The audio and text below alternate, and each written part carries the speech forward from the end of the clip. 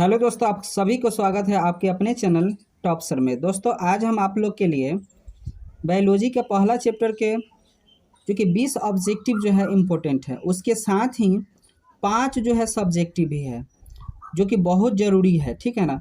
आपसे रिक्वेस्ट है अंत तक देखिएगा, सारे के सारे क्वेश्चन यूजफुल हैं।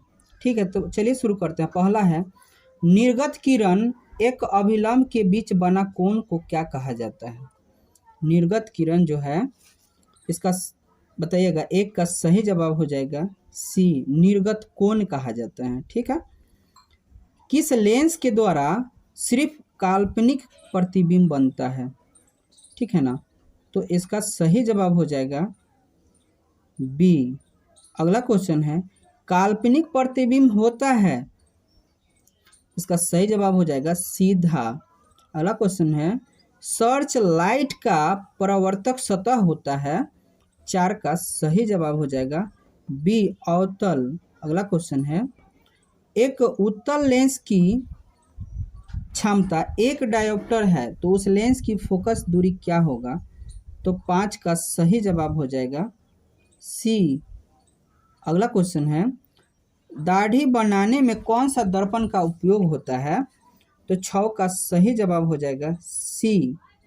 अगला क्वेश्चन है, किसी गोलीय दर्पण तथा किसी पतले गोलीय लेंस दोनों की फोकस दूरी 15 सेंटीमीटर है माइनस के, तो दर्पण तथा लेंस संभवतः है, तो ये क्या है, दोनों संभवतः ए, दोनों अवतल होगा। अगला क्वेश्चन है, गोलीय दर्पण में फोकांतर एवं वक्रता त्रिज्या के बीच संबंध है, तो क्या है, तो इसका होता है एफ बराबर होता है r/2। ठीक है ना। अब इसी को यहाँ r बराबर लिख दिया, इसका आंसर राइट ए है। उत्तल लेंस में बना प्रतिबिंब होता है, तो 9 का सही जवाब हो जाएगा 9 का बी, वास्तविक और उल्टा। अगला क्वेश्चन है, सोलर कुकर में प्रयोग किया जाता है, तो 10 का सही जवाब हो जाएगा ए, अवतल दर्पण का। अगला क्वेश्चन है, अवतल दर्पण के मुख्य फोकस पर रखे प्रतिबिंब की स्थिति कहाँ होगी। तो 11 का सही जवाब हो जाएगा सी, अनंत पर।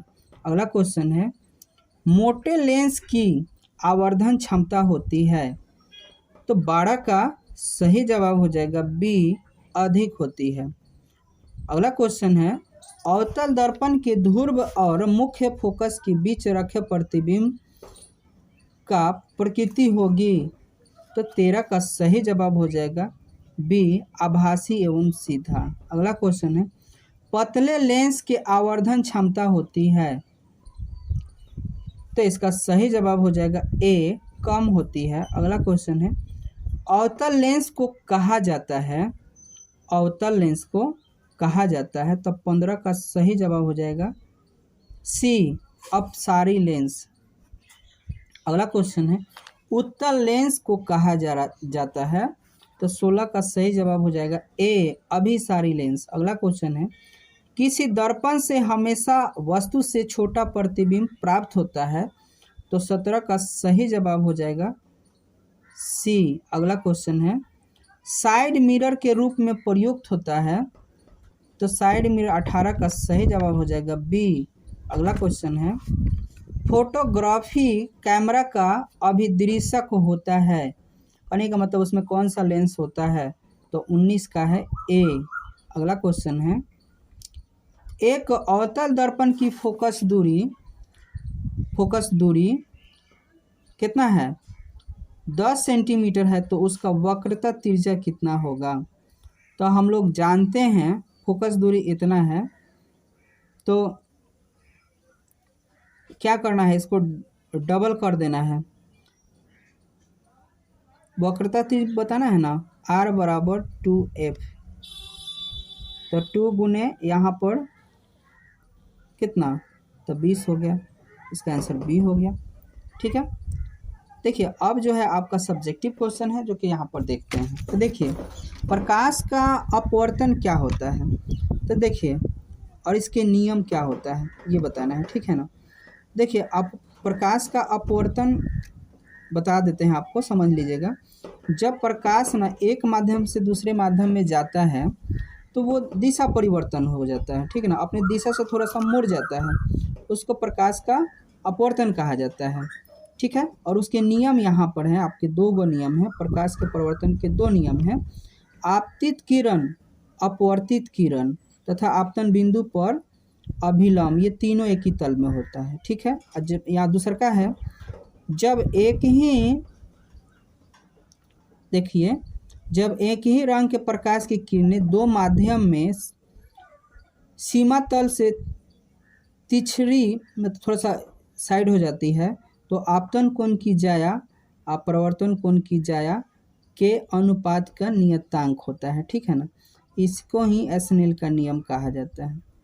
अब देखिए अवतल दर्पण के उपयोग, अवतल दर्पण का उपयोग, तो अवतल दर्पण के उपयोग इस प्रकार है।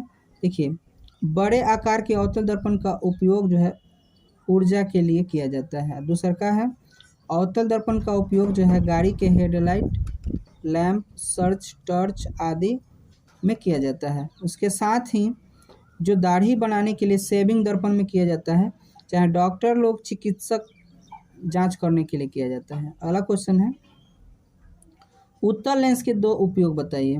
देखिए उत्तल लेंस तो होता है क्या है कि नेत्र में दूर स्थित दोष को सुधारने में, दूर जो होता है दृष्टि दोष उसको ठीक करने में, और उसके साथ ही छपाई जो है ना, पढ़ने लिखने के जो छोटे छोटे अक्षर होते हैं उसी को पढ़ने में ये मदद करता है। अगला क्वेश्चन है उत्तल लेंस को अभिसारी लेंस क्यों कहते हैं। तो देखिए उत्तल लेंस को अभिसारी लेंस इसलिए कहते हैं कि आपतित समांतर किरणें अपवर्तन के बाद एक बिंदु पर मिलती है, यानी उत्तल लेंस प्रकाश के समांतर अभिसारित करता है। यानी कहने का मतलब अगर आपको ये नहीं याद हो रहा है तो आप सिंपल सा बात ये याद रखिए कि अपने से जाने वाले प्रकाश की किरणों को अभिसारित करता है, इसलिए हम उत्तल लेंस को अभिसारी लेंस कहते हैं, ठीक है ना। अगला क्वेश्चन है प्रकाश का प्रकीर्णन। तो देखिए जब प्रकाश किसी ऐसे माध्यम से गुजरता है जिसमें धूल कण तथा अन्य सूक्ष्म कण होते हैं, उनके द्वारा प्रकाश सभी दिशाओं में परिसारित होने लगता है। जिसको कहने का मतलब ये है, सुनिए, जब प्रकाश जो है किसी सूक्ष्म कणों पर पड़ता है तो कुछ जो है उसको अवशोषित कर लेता है, कुछ उसको चारों ओर विकिरित करता है। इस प्रक्रिया को क्या प्रकीर्णन कहा जाता है, जिसके कारण से देखिए यहाँ पर आकाश का रंग नीला क्या है दिखाई देता है, ठीक। अगला क्वेश्चन है सूर्योदय एवं सूर्यास्त के समय सूर्य रक्ताभ क्यों दिखाई देता है। तो देखिए सबसे पहली बात ना, आप यहाँ लिखा है ये लिख सकते हैं तो लिख लीजिए, नहीं तो हम समझा रहे हैं वो याद रखिएगा। जो सूर्य उदय या सूर्य अस्त के समय जो है ये सूरज जो है पृथ्वी से बहुत दूर होता है, ठीक है ना।